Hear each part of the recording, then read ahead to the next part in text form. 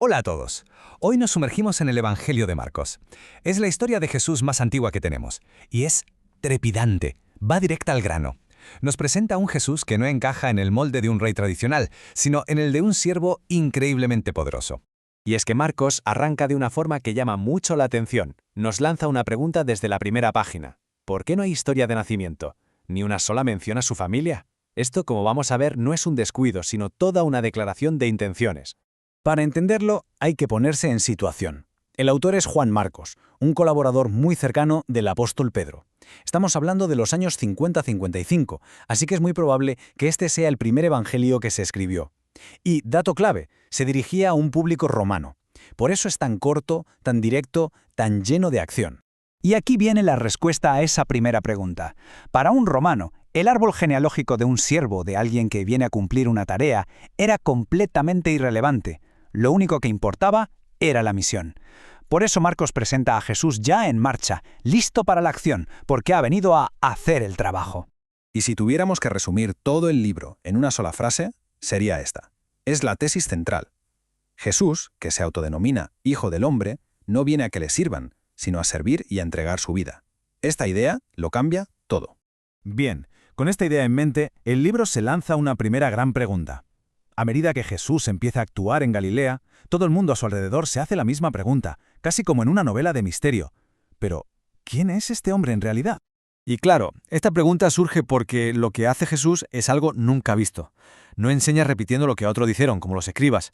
Habla con una autoridad propia. Toca a un leproso y lo cura, algo impensable. Afirma que puede perdonar pecados, que para ellos era algo que solo Dios podía hacer. Se pone por encima de la ley del sábado, y para colmo, hasta los espíritus malignos le obedecen. Imaginen el revuelo. Era imposible negar lo que estaba pasando, pero claro, nadie se ponía de acuerdo sobre el origen de semejante poder. Empezaron a surgir todo tipo de teorías para intentar explicarlo. La primera explicación, que venía de los líderes religiosos, era, bastante oscura. Decían que su poder no venía de Dios, sino del mismísimo diablo. Como no podían negar los milagros, intentaron manchar la fuente de la que provenían. Luego estaba la gente de su propio pueblo, Nazaret. Su reacción fue casi de incredulidad, de ofensa. No podían ver más allá del chico que habían visto crecer. Para ellos era solo el carpintero, y que de repente tuviera esa sabiduría y ese poder les parecía inaceptable. Y por si fuera poco, tenemos la teoría del mismísimo rey Herodes. Él creía que Jesús era en realidad Juan el Bautista, a quien él mismo había mandado ejecutar y que había vuelto de entre los muertos. Una teoría que nacía de su propia culpa y paranoia. Y por fin, después de todo este debate, la respuesta llega desde su círculo más íntimo. Jesús les pregunta directamente a sus discípulos. Y es Pedro quien da en el clavo y resuelve el misterio de esta primera mitad del libro. Tú eres el Cristo, es decir, el Mesías que tanto habían esperado. Pero ojo, porque justo cuando parece que tenemos la respuesta, ¡zas!, Marcos nos da un giro de guión espectacular. Resolver la primera pregunta solo sirve para plantear una segunda, mucho más chocante. ¿Vale? Es el Mesías, pero ¿qué clase de Mesías? El choque fue brutal. La gente esperaba un Mesías que fuera un rey conquistador, un líder militar que los liberara del imperio romano. Poder, gloria, un reino político. Pero la realidad que presenta Jesús es la antítesis de todo eso, un siervo que sufre, que habla de negarse a uno mismo, de servicio humilde, y cuyo camino lleva al rechazo y a la muerte. Es que fijaos, justo en el momento en que Pedro le identifica como Mesías, Jesús le da la vuelta a todo. Empieza a enseñarles que su misión no es conquistar nada, sino padecer, ser rechazado, morir y resucitar. Un concepto que a sus seguidores les costó muchísimo entender. Y esta lógica de el mundo al revés no es solo para él, es la nueva regla del juego para cualquiera que quiera seguirle. En su reino, la jerarquía se invierte por completo. La grandeza no se mide por el poder que acumulas, sino por tu capacidad de servir a los demás. El primero es el último. Vale, ¿y cómo se come todo esto? ¿Cómo se llega a ser rey a través del sacrificio?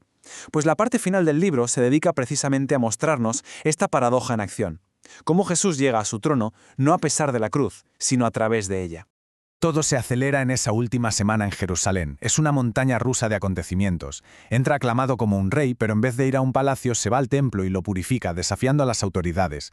Después de la última cena, lo traicionan, lo juzgan y lo crucifican. Pero claro, la historia no acaba ahí.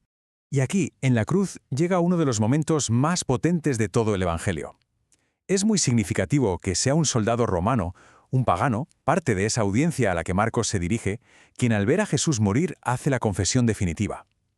Es en el punto de máxima debilidad y humillación donde se revela su verdadera identidad. La tumba vacía lo cambia toda. La resurrección no es un final feliz y ya está, es la confirmación de todo lo que Jesús había dicho y hecho. Demuestra que su muerte no fue una derrota, sino el acto supremo de servicio, y que su poder es más grande incluso que la propia muerte. ¿Y después de resucitar, qué hace? ¿Funda un reino terrenal, un ejército? No. En su lugar, les da una misión a sus seguidores. Id por todo el mundo y contad esta historia, esta buena noticia. Su movimiento no busca poder político, sino transformar el mundo con este mensaje. Así que, si unimos todas las piezas, el legado que nos deja el Evangelio de Marcos es revolucionario. Propone una definición de poder completamente nueva, una donde la verdadera autoridad no se demuestra dominando a otros, sino sirviéndolos hasta las últimas consecuencias. Al final, Marcos nos deja con esa imagen potentísima y paradójica. Un rey cuyo trono es una cruz y cuya corona es de espinas. Es una imagen que le da la vuelta a todas las ideas preconcebidas sobre el poder y la grandeza y que deja una pregunta en el aire, resonando: ¿qué significa reinar de verdad?